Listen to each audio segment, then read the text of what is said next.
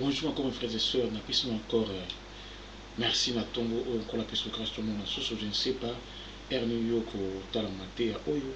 À tout moment, chaque matin, sur grâce, nous n'entrons pas à partager la parole de Dieu, même si nous allons urgence miracle. Urgence miracle qui est une intervention Oyo encore les autres na vie à moto, na vie à ngomba, na vie à peuple, na vie à une nation. C'est une cause d'intervenir partout. Pour le bagage que pour la spiritualité, na nion son cause d'intervenir. Et la physique, ça le Seigneur intervient. Et chaque matin, pour la grâce, pour parler na Oisa urgence miracle. Avec l'émission, il y a beaucoup de serviteurs qui vont passer au Barouleka pour le parce qu'il y a beaucoup de serviteurs qui sont pas talent. Au bazar na talent moko signataire sur mon bango au dimension de serviteurs. Ils vont passer ici. Il y a beaucoup de serviteurs. Mais tout le monde surtout partager ango. Partout où tu là. Maloba oyo eza na chambre na salon na TGV na portable na nzela na Afrique na Amérique nazi oza na zambo za wapi yebaki oza assuré par le Seigneur parce que moi je suis connecté avec le Seigneur kola pambola yo tika kola pambola bino akoni pambola bino et tant autant message kozanga raté au partager ma déconnexion parce que nkola za na posa message o ezala écouter na extrémité ya terre partout parce que nzamba za na posa ya ko toucher population na yena ndenge ya mona nzela internet ya to na YouTube pour tes messages oyo et parcourir la bisika ya so ozu message otangi omoni ke kola lobeli kozanga te ko partager koza égoïste kola mec koza égoïste parce que kolinga pas à la sauver pas à la soutenir pas à la inciter pas à la toucher ba kota na kati ya beya makamankolo kola pamolo merci mille n'ayez la tout pratique quelque chose dans le canal ya Genèse chapitre 2, version verset 15. Dans le Bible, l'Éternel Dieu prit l'homme et le plaça dans les jardins d'Éden pour les cultiver et pour les garder. À tout temps la création en moto. À tout que Bible, je ne sais pas livre à commencement. D'abord à tout moment, il y a encore ta profondeur parce que tu as un temps moqué. Si tu as un temps, il y a encore ta profondeur, mais toujours palper qu'à couper ça nous les aller finalité tout bref aller quand vous allez un peu na kati ya goût, ya soupe, ya bloc on colle en perception. Oui ça livre à commencement jeunesse. Et je ne sais pas livre ya création. Oh ils a qui tant on a créer surtout. Bah tant on a créé à créer d'Éden, à jouer mon tout. Oh il y a ça qui a créé d'Éden, à pêcher mission, à pêcher son territoire. Ça fait que lui garder peut cultiver. Amen. Garder d'abord au ça l'ona. Pardon. Cultiver garder non. À lui cultiver et garder. D'abord l'ona peut bomba. Donc quand la sali moto, à sali jardin, à sali surtout. Mais quand le bi tout était bon.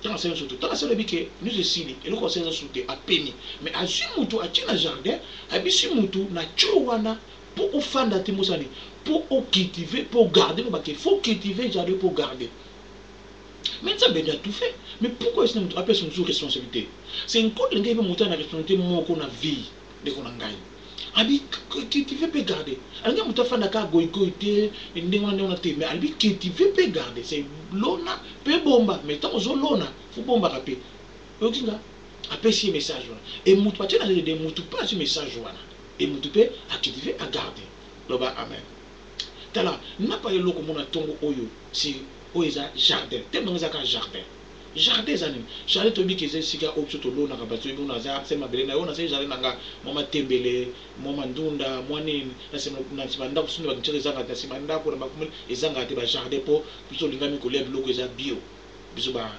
bata kota boye biso to ngaba bio to ngaba loko to boka ba enkadete wana za na vitamine ta ba tomso so mi keme so liango ba tiba ka mo ba tina moto sandiki wi oya tomso na kuanga na mbanda oya gambela ohebi ama bozo comprendre ka kala ba bula bino c'est tout ngoulia oya bi ba jardin za moto asima belene abaluli atima na yebimi na jardin nanga na poto mona moso na place moko ba mama ba geleulu ba koko mona ba disatala mona ba kongo na bango mo ta jardin ma c'est elo ba kena ta jardin eza mabele oyo ba balulaka ba tie fumé ba tie mbuma pour bota pour moto aller c'est ça mais ba jardin abiki so o sali jardin ngo ba bi lona pe bomba yesu nkolo atiki place moko oyo alona kite atiki moto na yebite ce qui peut être nkolo tuka atiki mon place mais faut la pese ki moto ba mama pas lona so le baki so ka pese jardin a pese place à kitv faut pas mo pe pour moto ya mo ko moto sana mo keza nzambe nzambe biki faut alona oyo baki nzambe biki moto pa mbuma pour moto alona vous comprenez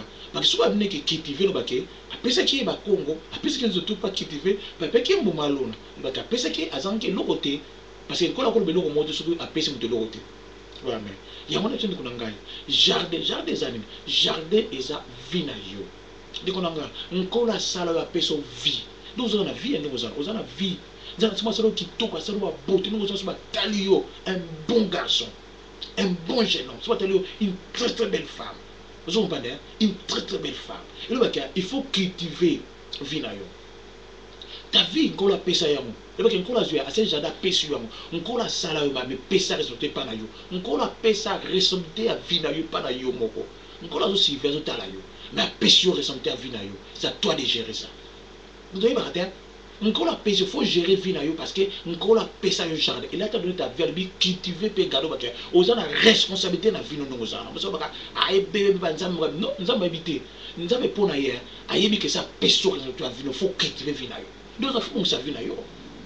Qu'on cultiver il faut bon ça rambo. Faut bon ça rambo. Vie na yo faut là ça vie na yo.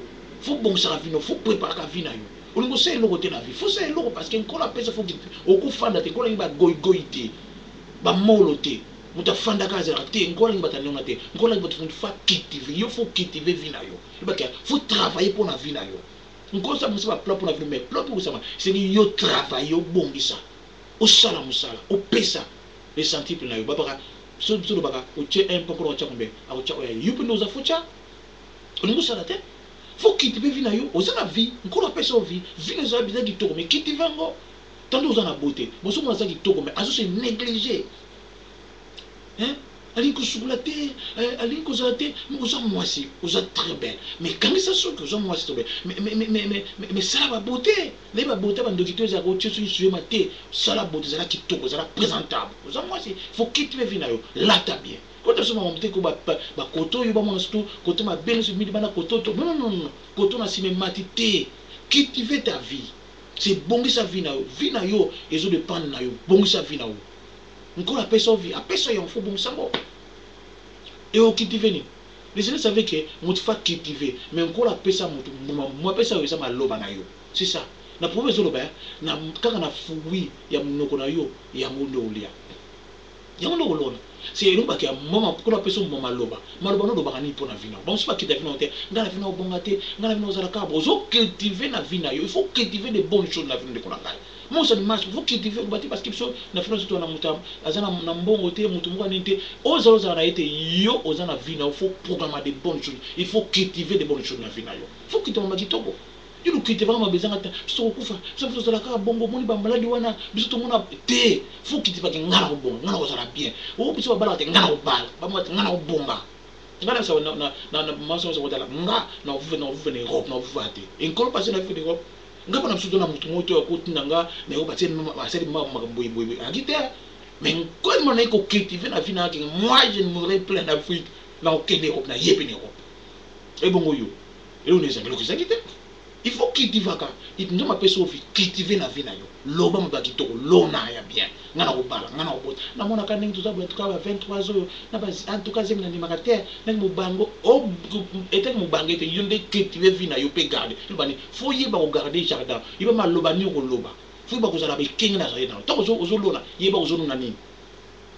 lona te faut garder ngo faut garder vie na faut ba vie na yo yo to protéger faut protéger vie na faut protéger jardin na yo vie faut protéger oyi makam oyi ko nuinga muzo sala muzo protéger vie na te yo ko na kebo na ko zo sida muzo protéger te yo so na kebo na ko zo malade yo mo ko zo protéger vie na te protéger jardin na yo protéger ngo oyi ke ndeza be vision ni ona koma mbulu oyi bite so me dia oyi bien mais le oyi bo ngo protéger nzama pesa ki respecter pas na otia une responsabilité na jardin na yo jardin za yo nkolo azala pocha de kolo sa passage de apesande yo c'est nkolo sala yo apeso vie ba pesi yo chada yo moko so responsabilité chada na yo obi ki oyo ko nui nga buzo sala yango kaka o sala yango o so ngoli zemi e sanga pa complication mozuko donc la kazemi oziba mo o ki sanga ni bali oyo na kisa mso na ko zemi e chombo moyebi yango mais gardez qui tu fais de bonnes choses na vie na yo samba kitoko so ma tanga sala zombongo c'est vie na yo senga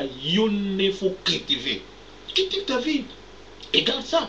Oui, ma camoufle que nous finons. Et bien ça finit. Moi je sors mon gars. Moi bien bien mon bien. Oh que éviter que ça la volonté. Cultiver bien regarder. Ta vie et ça dépend de la yo. On ça personne. On ça tala yo. Ça toi maintenant il y a aussi la ma ça. So on nous finit beba yo. So l'ingue bon yo. Mais il me le moko. Tu as la responsabilité de garder